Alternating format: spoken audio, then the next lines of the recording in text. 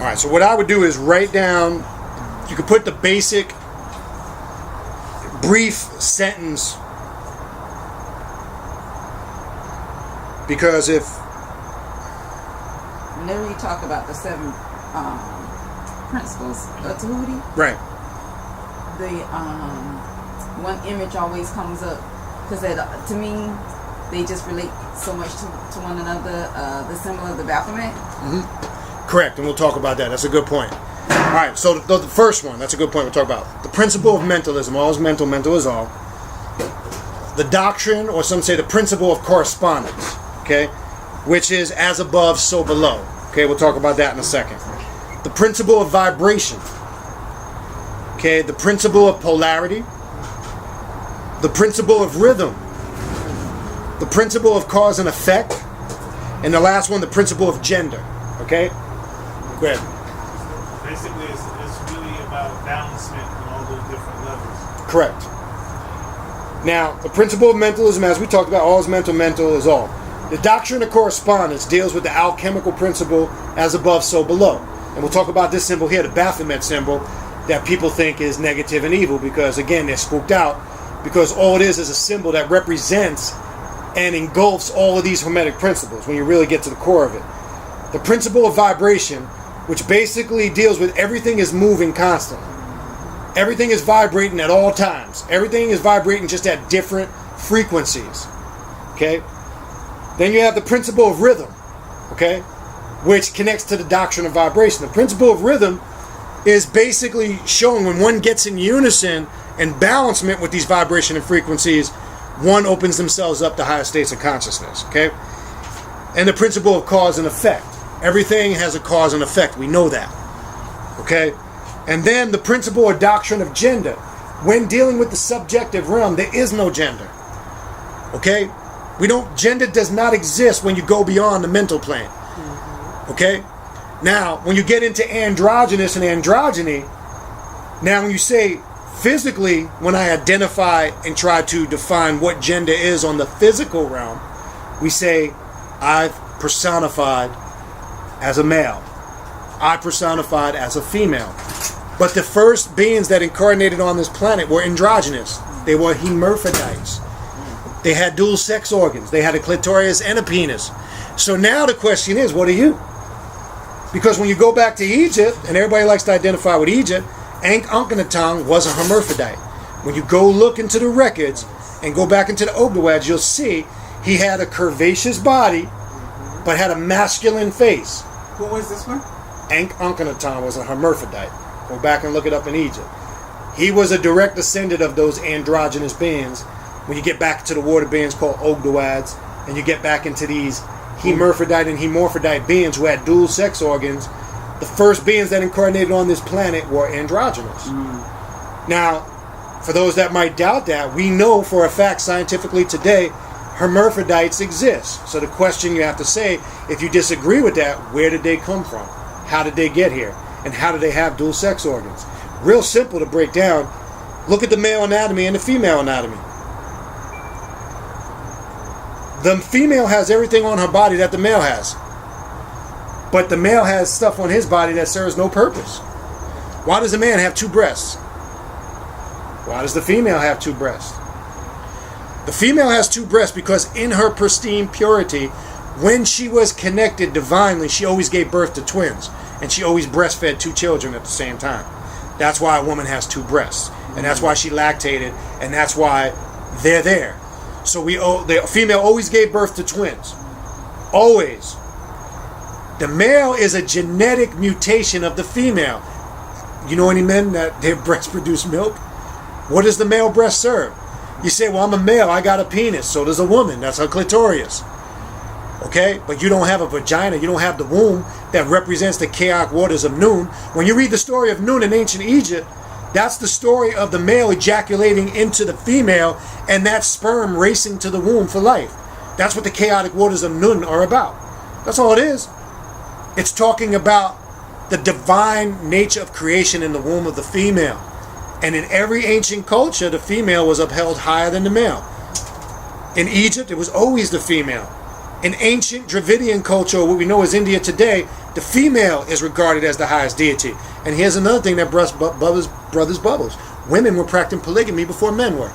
That's a fact. Go look it up. So for all these Kemetic brothers now, they want to have 4 and 5 wives because they're using it as a justification for their lust and their pleasure. And that's all they're doing it for. Because there was a system for that. First and foremost, the first wife had to approve. You couldn't just take on another wife. Now I tell sisters that come to me with that all the time. My mate wants to bring another mate into the relationship. Yeah? Okay. Do you agree with it? If you don't, you're the first wife. Can't happen. And if you can, then you as a female, it's your divine birthright to have more than one husband if you choose. See, now it gets quiet. Oh, shit, nobody want to talk about that. That's a fact. Go look it up. Women practiced polygamy before men did. In Western culture, it's promoted as taboo. We're still doing it in India. They still do it in India, correct, today. Still doing it in Africa. And Africa. That's correct. So let's get out of that mythology. When we're dealing with gender and we have this male chauvinistic concept of deity, that deity is male dominated and all this, that's all illusion. Well, that's why they created Tantra, to be able to deal with the feminine. And I'm telling you, I practice Tantra, and Tantra, the feminine energy is more rawer, especially if you practice Tantric sex. Tantric sex is a powerful tool. If you want to take your relationship to a whole nother level, Tantric is the way to go. That's right. That's okay. You can attest. Let me tell you this here. This symbol represents chaos. I did a ritual the other night, transferred some energy to this, wore this, while I had a sexual encounter with my wife. I don't even want to tell you. I'm not even going to, it's a waste of time. It's not even important to get into the detail. I'm just trying to tell you, once you understand how Tantric works, and you're able to control and harness that energy, it's very spiritual. Because at the same token, when you're coming to the height of orgasm, and you think of what you're trying to manifest together, if you're concentrating on a bigger house, if you're concentrating on consistent abundance of money or prosperity, you can combine both of your kundalini energy at the height of orgasm through tantric sex. But you have to study the anatomy of the male and female body. Like for an example, we're grown adults, we can talk. The area between the woman, her vagina, that area between her vagina and her anus, if you know how to work with that, that is one of the most heightened senses of spiritual energy that the male can access. And when the male learns to be submissive in the act of sex, you'll find it's more powerful. See, we as men think we gotta be, I'm tearing it up, I'm the man, we always gotta be in control. You'll find out when you work with the tantric deities and you let the feminine energy control the process, way more powerful. That's a fact. Now, I can't convince anybody of that unless you have your own personal experience. So don't accept what I just said, because if you do, then we just started another religion, and we don't want to do that. What I want you to do is live the experience, not read about it. But tantric sex is a very powerful tool. It's something that can keep spiritual energy heightened in relationships beyond that I can explain in words. And it's a very powerful tool. You should definitely research it. We did 2 radio shows on that. If you go into the archives, one we did with Brother Panic, and then we did 2. I believe we did 2 by ourselves. I think it's But powerful tool. And chaos magic is another aspect that's what this symbol represents. We have to learn also to charge our amulets. When we're putting on these amulets, they have to be stamped with your own personal energy.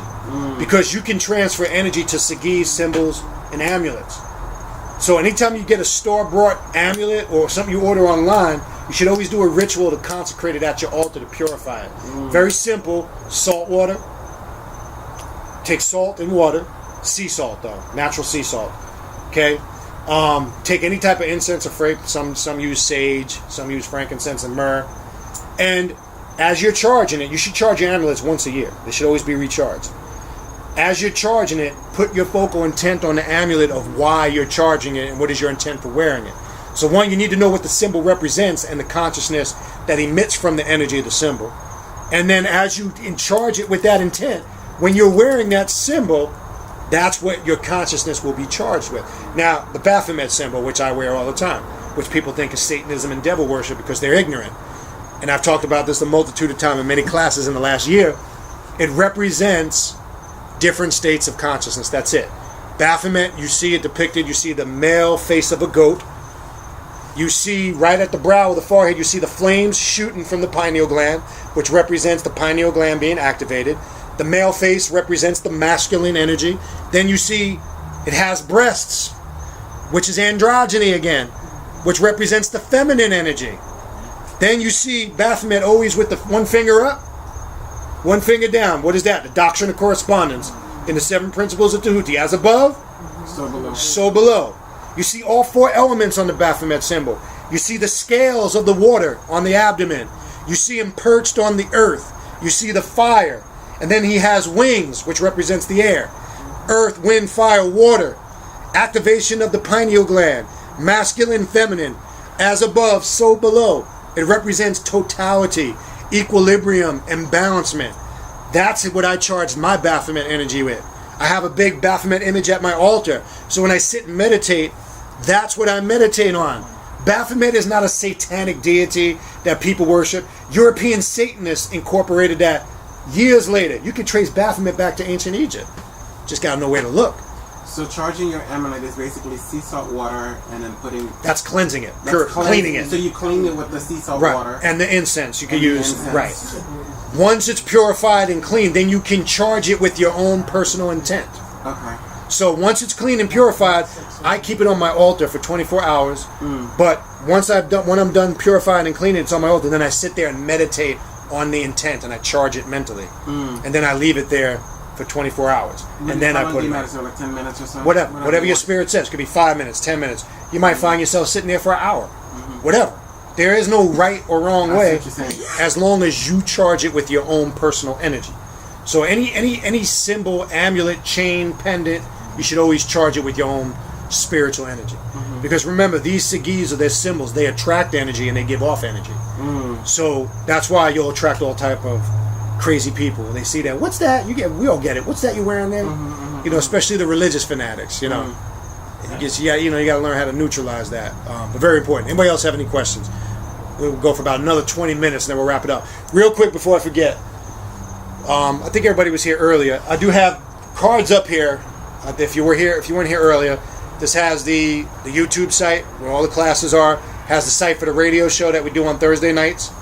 That's on here, live radio show. It has all the information you need on here. So if you need to get in contact with me or the radio show or the YouTube site, everything is on there.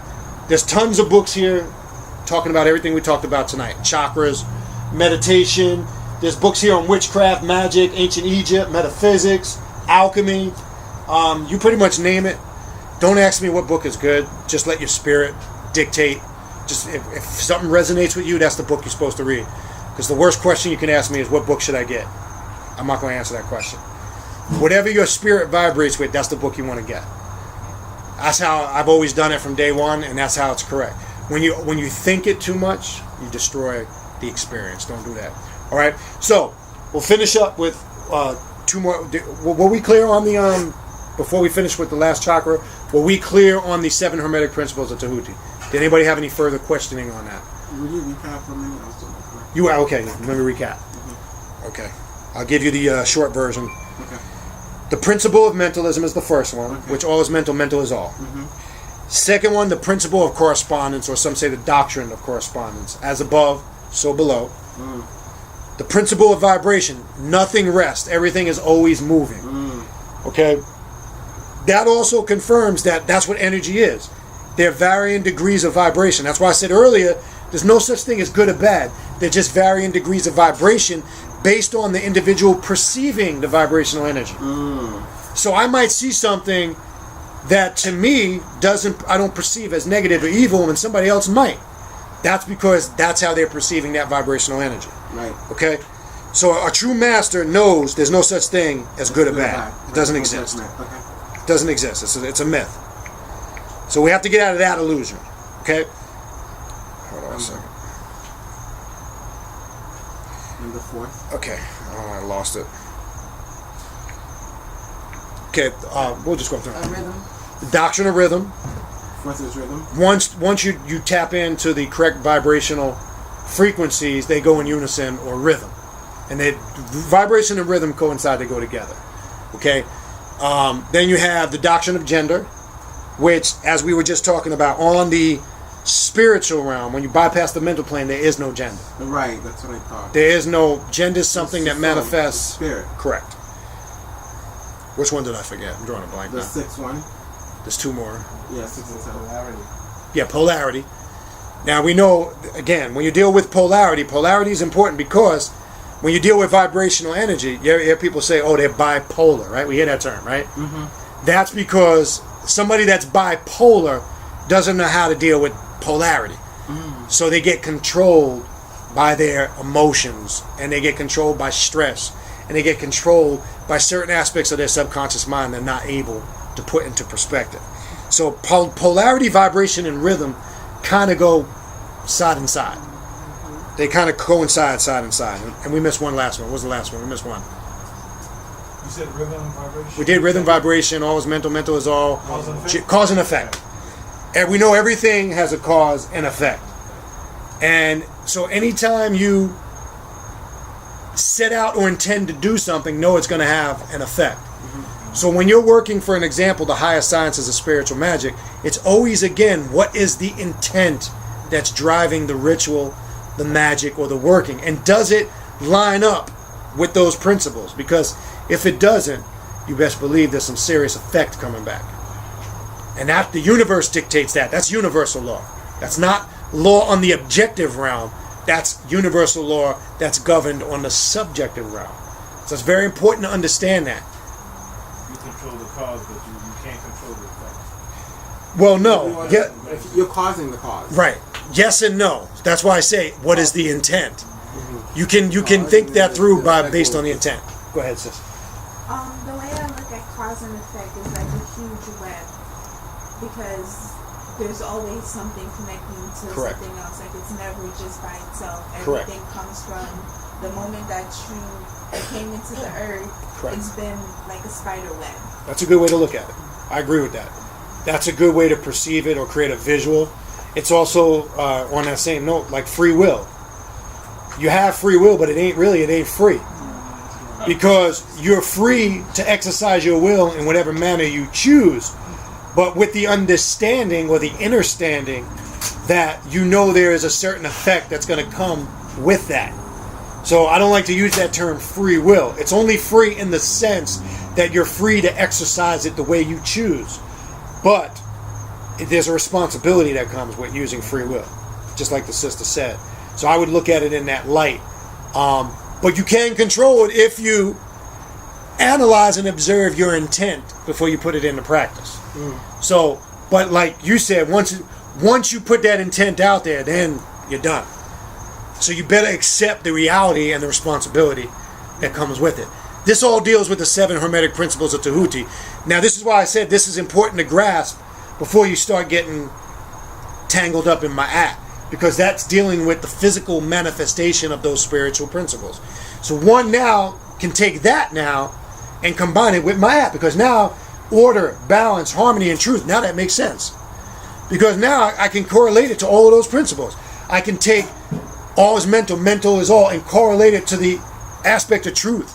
I can take the doctrine of balance, I could take the doctrine of vibration and tune it in with balance and harmony and order. You understand? So you need to have both. You can't just have that and focus on that and not understand the 7 principles of Tahuti. Which leads us to the final part. Once you are in conjunction with this together in unison, understanding the chakras, understanding these spiritual systems, understanding the deities as archetype energies of consciousness, you are now able to work with your subjective realm and create your divine reality, create your own spiritual path. As I was saying in the very beginning of the class, meaning it's okay to read these books. It's a great tool. That's the intellectual aspect that's going to teach you what you need to know on the objective. But again, as I said, let the books, you be the guide that's guiding the books. Don't let the books guide you. So you're supposed to use them as tools to create an idea, to give you a visual, to kind of like having a map of directions to get to a place. But it's just a road. It's a road map. It's just helping you get there. It's not Don't use any of this stuff as a religious dogma. Some people get caught up in certain dogmas and books and ideologies, and they follow one exclusive teacher. I was one of those people for years. You couldn't tell me You're anything. rigid, now you're fluid. Now, you become yeah, a vessel. correct. That things flows. There's not one right way. We got to stop thinking there's one right way and one way only. That's where you limit yourself. Farrakhan don't have all the answers. Dr. York doesn't have all the answers. You'll find that you're no different than any of these people. You might even be greater. We need to just use them as examples and tools, not as the sole. When you start accepting something as your only bridge to whatever you got created in your mind, some paradise or some illusion that you're going to some spiritual place,